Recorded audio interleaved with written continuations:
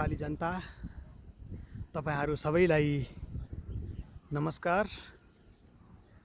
तपाईहरुको यो सुझबुझपूर्ण निर्णयले आज देशलाई यी भ्रष्टाचारी,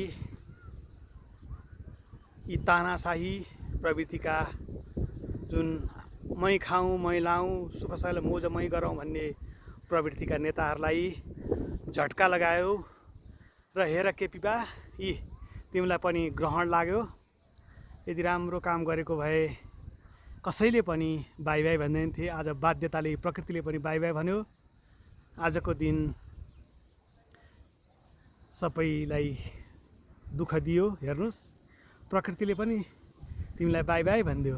त्यसैले राम्रो काम गरौँ। अबका नेताहरू जो जित्नु भएको छ उहाँहरूले पनि सानो मिस्टेक नगरिकन देशलाई समुन्नत उन्नतिशील बनाउनलाई लागि पर्नुस्। हामीहरूले तपाईहरुलाई सक्दो सहयोग गरेर सम्पूर्ण जनताले भोट हाल्नु भएको छ, त्यसलाई मनन गर्नुहोला। यदि तपाईहरुले त्यो पनि गर्न सक्नु भएन भने तपाईहरुको दिन पनि यस्तै हुनेछ।